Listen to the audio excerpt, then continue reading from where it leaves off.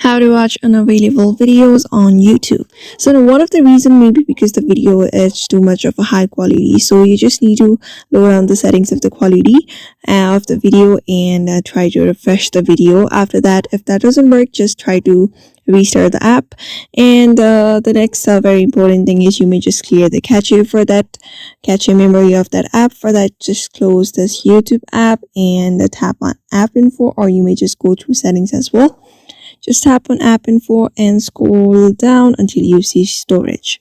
After going to storage, just tap on clear cache, which will clear the cache memory of the YouTube. So get back, and after that, see if that method works or not. And one of the reason may be because that video is not available on your region, so you may just use a VPN if you want, otherwise you can't see it. So therefore, by following this method, you can watch unavailable videos on YouTube. So I hope this video was helpful to you, and thank you for watching this video.